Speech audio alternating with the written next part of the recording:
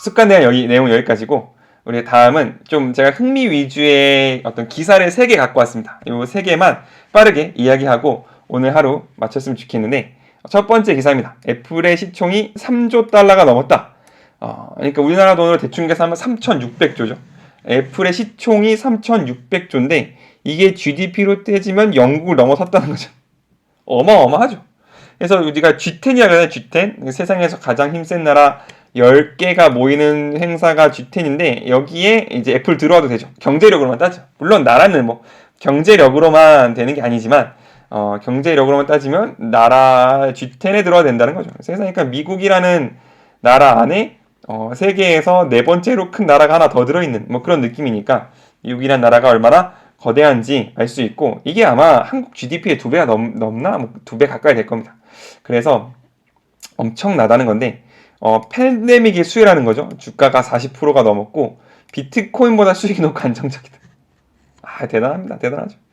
어쨌든 그렇게 된다는 건데, 이게 애플 시총이 3,600조가, 그러니까 이게 지금 넘은 건 아닌 것 같고, 저도 뭐 이걸 실시간으로 체크하는 사람은 아니니까, 그리고 보는 법도 잘 모르니까 이렇게 피크를 딱 찍었을 때 한번 넘었다가 내려온 것 같아요. 근데 뭐 정확히는 모르겠어요.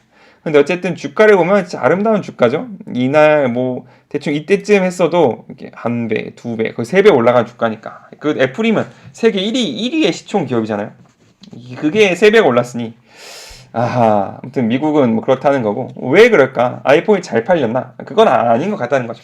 아이폰은 이미 팔 만큼 팔았고, 뭔가 갤럭시와의 경쟁에서, 아니면 뭐 다른 것 안드로이드와의 경쟁에서 이미 지분이 막 많이 변동되진 않았는데, 그거 왜 올랐냐? 뭔가 새로운 산업의 생태계 지배자가 되지 않겠느냐라는 거죠. 예를 들어 뭐 자율주행 자동차 뭐 이런 거를 하게 되면 자동차가 이제 자기가 알아서 자율로 주행하면은 사람은 거기에 타서 뭘 할까 싶은 거죠. 자동차가 만약 자동으로 가면 그 시간에 설마 사람이 책을 읽진 않을 거 아니에요. 그러면 뭐 출판사 주가가 뛰나? 근데 그런 건 없으니까 뭔가를 볼 거라는 거죠. 뭔가를 볼 거라서 디스플레이 주가가 뛰고 뭐 그렇게 되는데, 결국에 뭐 디스플레이가 오든 뭐 센서가 뭐 어떻게 오든 뭐가 오든 요것들을 다 합쳐서 어떤 생태계 안으로 집어넣어서 이 생태계가 제공하는 컨텐츠를 다시 받아서 여기서 보여주고 생태계를 만들고 다시 오고 할 텐데, 요 생태계를 가장 잘 구축한 회사가 어디냐? 애플이라는 거죠. 강력한 그 생태계. 그 윈도우와 맞짱을 뜨면서 만들어낸 그 강력한 생태계가 뭔가 앞으로 미래 산업을 애플이 더 주도하게 하지 않겠느냐 하는 기대감이 있어서 이 애플에 돈이 계속 몰린다는 건데, 돈이 안전하다기보다는 오를 것을 계속 가는 거죠.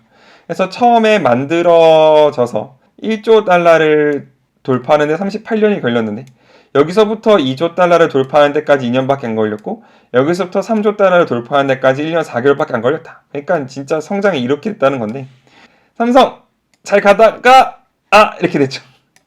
안타깝습니다. 물론 저는 주식이 하나도 없고 주식 뭐 투자해본 적도 없고 해서 모르지만, 저희 세대가 그렇게 많이 한다는 삼성이 뭐 거의 뭐 우리나라에서 이렇게 주식을 할 수 있는 분들의 3분의 1이나 어쨌든 국민 주식인데, 여기까지 갔다가 이렇게 되는 모습을 보여서 물론 많이 올랐지만 우리의 만족을 주기에는 부족하지 않을까, 뭐 그런 생각을 하는데, 어쨌든 이게 왜냐면 돈이 풀렸죠. 코로나 때문에 돈이 계속 풀리니까 돈을 줄 수는 없으니까 현금의 가치는 떨어지고, 당연한 얘기죠. 자산의 가치는 올라가는 상황 속에서 우리가 있는데, 자산의 특징이 있죠. 자산은 크게 제가 알기로는 뭐 여러 가지 자산이 있을 수 있겠지만 부동산이 있고, 그다음에 뭔가 주식이나 코인 같은 이런 이렇게 동산이라고 하면 뭐하고, 어쨌든 우리가 이제 거래할 수 있는 자산이 남는데, 자산의 특징은 크게 2가지 있습니다. 첫째, 나는 못 사죠. 집값 너무 많이 올라. 쌀 때도 못 샀는데 지금은 더 못 사죠.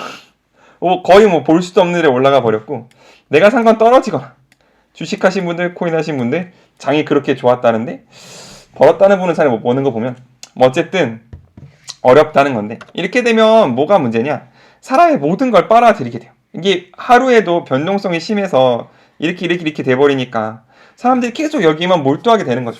내가 뭐 돈을 뭐 월급을 아무리 뭐 이만큼 받는다고 해서 월급이 요만큼 오른다고 해도 사람들이 여기에 관심이 거의 없고 내가 가지고 있는 자산 가격이 어떻게 되냐 여기에만 계속 가다 보니까 어떤 성실한 삶, 그러니까 내가 근로를 하고 노동을 해서 그거에 대한 대가로 받는 요것만으로는 내 삶의 어떤 가장 기본적인 안정, 그러니까 주거나 혹은 내 삶의 수준이라는 가장 기본적인 것도 만족을 못할 것 같으니까 어떤 성실한 삶의 가치가 떨어지고 우리가 항상 막 뭐 비트코인으로 뭐 몇 배, 뭐 몇백 배 수익 올렸네 이런 것들을 보면서 영끌이란 걸 하게 되죠. 그죠? 영혼까지 끌어모아서 이 시장에 지금 들어가지 않으면 나중에 자산 가치가 더 올라가 버리면 내가 가진 것으로는 요 올라가는 여기에 올라탈 수 없다. 이런 위기감을 가지면서 계속해서 나의 어떤 시간이나 정신 이런 것들을 요 변동성의 가치에 계속해서 매몰되게 되는 거죠. 이게 뭐 옳으냐 그르냐는 제가 논할 수 있는 문제는 아닌 것 같고 이게 꼭 뭐 같은 얘기냐는 저도 뭐 정치적인 지식이 정말 짧아서 제가 할 수 있는 얘기는 아니지만 어쨌든 이제 누구도 이렇게 그냥 성실하게 일해서 그걸 꾸준히 저축해서 그걸로 내 집 마련하고 결혼하고 이렇게 이런 거를 꿈꿀 수 있는 시대는 조금 지나가지 않았나, 그게 좀 마음 아프지 않나 라는 생각을 하게 되는데 뭐 나머지 자세한 건 저는 잘 모르겠고 그러면 요 상황에서 우리가 무슨 말을 할 거냐 할 때 저는 빌라델비아 교회가 굉장히 많이 생각났어요. 빌라델비아 교회가 이게 요한계시록에 나오는 교회잖아요. 이 요한계시록에 나오는 교회가 다 지금의 터키 주변에 있는 교회들인데 이게 뭐냐면 그때 당시에 어떤 이제 동방과 로마를 잇는 그 중간에 있었던 도시들이었단 말이죠. 그래서 터키에 있던 그 소아시아 7교회들은 거의 다 로마가 의도적으로 세운 교회들이었고 혹시 제 얼굴이 안 나오더라도 당하지 마십시오. 지금 화면 나오니까 목소리 들으면서 일단 진행하겠습니다. 그래서 이 도시들의 특징은 뭐냐면 굉장히 친황제적인 도시였었죠. 여기에 있는 사람들은 다 뭐였냐면 황제를 숭배하고 황제와 친한 사람들이 여기다 모여 살았고 그 사람들이 이 교역로를 통해서 로마로 들어가는 교역을 독점하면서 굉장히 많은 부를 얻고 굉장히 많은 부를 축적하는 곳이 바로 이 소아시아 7교회가 있는 곳이었는데 그 중에 빌라델비아 교회도 마찬가지였죠. 그런데 볼지어다 앞에 열린 문을 두었을 때 능히 닫을 사람이 없으리냐 내가 능히 안 오니 작은 능력을 가지고도. 왜냐하면 이때 당시 사람들은 뭐 하는 사람들이었냐면 황제에게 절하거나 황제를 숭배하지 않으면 이 교역을 할 수가 없었던 시기였었죠. 그렇기 때문에 터키에 넘치는 빌라델비아에 넘치는 그 거기에 편승하기 위해서는 황제에게 절을 해야 됐던 시기였는데 근데 빌라델비아는 그걸 당당하게 거부했고 그러니까 사람들이 보기에는 그 부가 넘치고 다 잘 살게 되고 다 막 먹고 사는데 문제가 없는 그곳에서 가난하고 능력도 없고 그 경제에게 모든 것이 소외되는 이 빌라델비아 교회가 사람들이 보기에는 굉장히 연약하고 작고 어리석은 교회였지만 하나님이 보기에는 이게 아름다운 교회였었다는 거고 결국에 우리가 이렇게 변동성이 심해지고 내 삶의 어떤 노동이나 근면의 가치가 하락한 이 상황 가운데에서 우리가 무슨 얘기를 할 수 있을 거냐 우리가 그들에게 무슨 얘기를 해줄 거냐를 보면 저는 그런 얘기를 해줄 수 있어야 된다고 생각해요. 왜 이거가 불안하냐면 결국은 요거죠. 우리가 어떻게 먹고 어떻게 마시고 어떻게 살 거냐 어떻게 하면 내 경제적인 안정을 보장받을 수 있을 거냐라는 건데 그거 물론 너무 중요한 얘기고 우리 주님도 우리 주기도문에 하나님을 찬양하는 것 바로 다음이 일용할 양식을 주옵시고잖아요. 그러니까 먹고 사는 문제는 굉장히 중요한 문제고 그거를 구하고 그거를 위해 기도하는 것이 악한 것도 아니고 그것은 분명히 주님께 기도 드려야 되는 문제기는 하지만 그것에 마음이 다 뺏겨 근심하는 그 상황 자체는 하나님이 보시기에 그렇게 좋은 상황은 아니라는 거죠.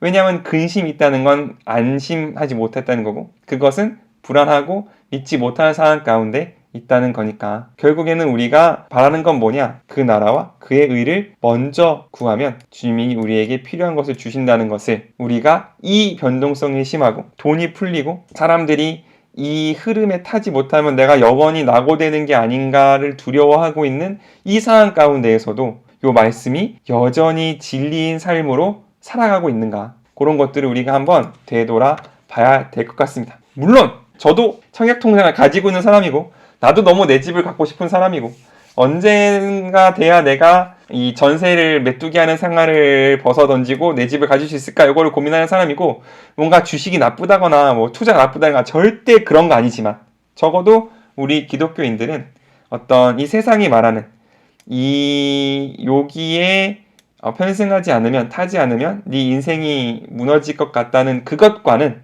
뭔가는 조금 다른 이야기 그것만이 소망이 아닌 다른 이야기를 해줄 수 있어야지. 그게 그냥 우리 말로만 아니라 입만이 아니라 내 삶의 모양과 내 삶의 태도로 이 세상을 향하여 우리는 다른 소망이 있다. 내 진짜 집은 다른 곳에 있다라고 말할 수 있는 우리가 될 수 있으면 뭔가 굉장히 사람을 힘들게 하는 시대잖아요. 힘들게 하는 요즘이고 변동성과 이렇게 안심할 수 없는 경제 상황에 지친 사람들에게 하나님의 참된 안식을 하나님의 참된 위로를 전해줄 수 있는 우리가 될 수 있지 않을까라고 생각을 합니다. 남은 이야기 빨리 하고 마치도록 할 텐데 제임스 웹 우주 망원경이란 게 우주에 발사됐습니다. 아십니까? 이게 지난 1월 언젠가 아무튼 얼마 전에 발사가 됐는데 우리가 원래 허블 우주 망원경이라는 걸 가지고 있었잖아요.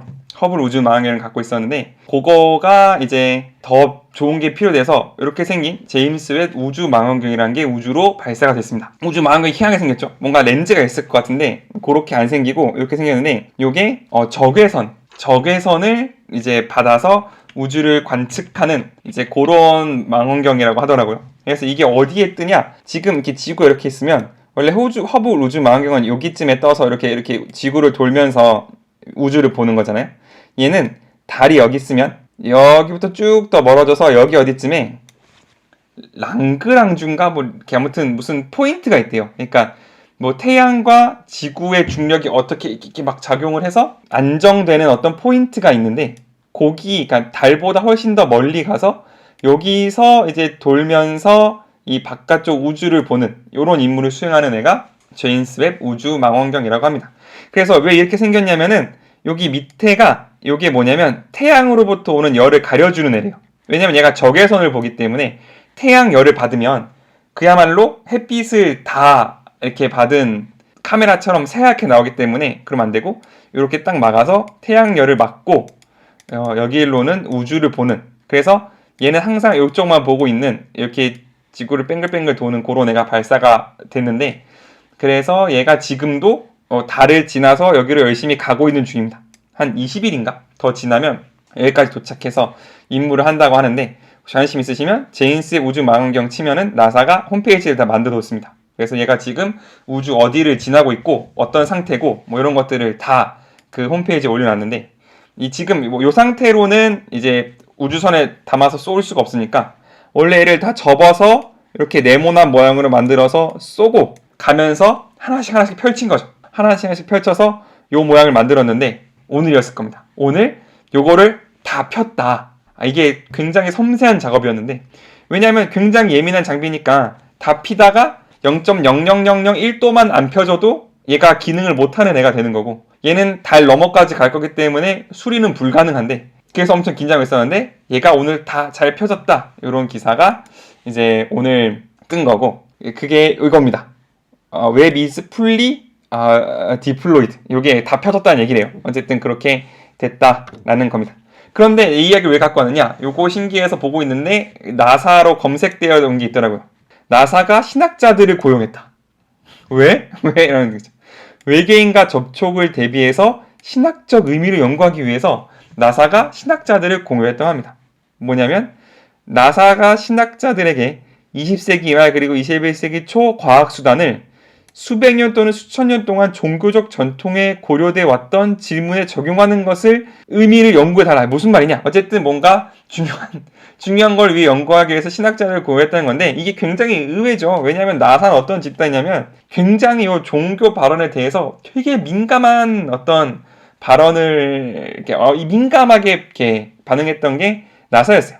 예수라는 이름을 언급하지도 마라 이런 기조가 있었던 게 나사거든요. 이 나사 안에 이 그 신우회, 흔히 말해서 신우회죠. 예수님을 믿는 사람들이 모여서 같이 이렇게 뭐 카페테리아 가서 예배하는 집단이 있었대요. 그 어떤 클럽이 있었는데 이 클럽이 이제 우리 클럽에서 이렇게 예배 드립니다. 예수님 이름으로 여러분 환영합니다. 이런 메일을 뉴스레터를 쫙 뿌린 거죠, 나사 직원들한테. 그러니까 나사의 어떤 팀에서 딱딱딱 와서는 너네 뉴스레터 뿌리는데 예수라는 거 들어가지 말게 해라, 이렇게 경고를 했다고 하고, 그래서 그 클럽에서 그러면 우리도 종교에 자유가 있는 사람들인데, 그리고 포교에 자유가 있는 사람들이고, 우리가 이게 나사에서 공식으로 보내는 게 아니라 우리 사적인 클럽으로 보내는 겁니다 라는 걸 명시하겠다, 그건 보내도 되지 않느냐 라고 했는데, 그것도 안 된다 라고 할 정도로 굉장히 강력하게 어떤 예수의 이름에 대해서 규제하는 게 이 나사라는 집단이었는데, 신학자들을 고용했다는 거죠. 왜냐? 신학이 뭔가 대답해 줘야 될 질문이 있다고 생각했던 것 같아요. 우리가 방금 제임스 웹처럼 막 외계로 막 뭐 보기도 하고, 나중에 외계인과 만나기라도 하면 뭔가 이 신학이 이 인류에게, 그리고 그 어떤 과학적 발전에게 해야 될 질문들이 있었다는 거죠. 그러니까 앞에 한 그 어려운 말이 무슨 뜻이냐면, 과학은 계속 발전이 되고 어떤 미지의 것들이 발견이 계속되고 거기에는 분명 어떤 외계 생명체도 포함될 수 있을 것 같은데, 그건 정말 인류가 한 번도 대해보지 못했던, 당해보지 못했던 그런 것들이잖아요. 그런 것에 딱 맞닥뜨리게 되면 우리가 어떻게 해야 되지? 이런 거를 판단해야 될 텐데, 그 판단을 누가 해줄 수 있을 것 같냐면 신학이 해줄 수 있지 않을까? 이런 기대를 갖고 있다는 거죠. 그래서 그런 질문에 이런 게 포함되겠죠. 인간은 왜 특별하지? 우리가 만약 외계 생명체를 만날 수 있으면 인간은 특별할 이유가 뭔가? 그러면 그 대상과 우리가 서로 사랑해야 되는 이유는 뭐지? 왜 우리는 새롭게 만나는 그 대상을 적대하거나 그 대상을 착취하거나 하면 안 되고, 영화도 왜 그런 거 있잖아. 외계인 행성에 막 인간들이 쳐들어가서 자원을 막 수탈하고 그런 것들이 있는데, 왜 그러면 안 되는가? 이런 질문들. 우리가 미지의 대상, 한 번도 만나보지 않았던 사람들을 어떻게 대해줘야 되는가? 이런 질문들이 있고, 어떻게 다가가야 되는가? 이런 질문들이 있다는 건데, 이런 질문에 대한 대답은 과학이 찾을 수 없으니까 신학자들을 고려해서 신학이 이런 것들을 찾을 수 있도록 나사가 많은 돈을 주고 의뢰를 했다는 거죠. 전 이게 우리에게, 기독교에게 굉장히 세상이 주는 화두라고 생각해요. 물론 신학은 하나님에 대한 거고 성경에 대한 거고 하나님의 아름다우심과 놀라우심을 이렇게 풀어 설명해 준 학문이지만, 그 하나님으로 들어오게 하는 어떤 입구? 엔터런스가 될 수 있는 거는 이런 나사가 묻는 질문들인 거죠. 우리가 전혀 보지 못했던 문명을 보면 우리가 어떻게 해야 되는가? 우리가 만약 한 번도 교류해보지 못하고 한 번도 보지 못했던 사람들, 그런 집단을 만나게 되면 우리는 그들을 왜 사랑해야 되나요?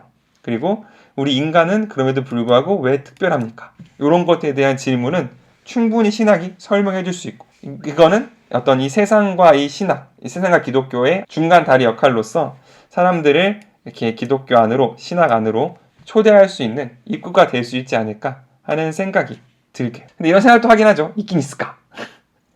외계인이 있긴 있을까? 지구 선교도 벅찬데 우주 선교를 해야 되나? 뭐 그런 생각을 하게 되는데, 제 생각에는 아마 있다면 하나님이 또 그쪽 나름대로 뭔가 신경을 쓰지 않으셨을까 하는 생각을 하면서 없을 것 같은데 하는 생각을 하게 됩니다. 누가 볼까? 그런 생각이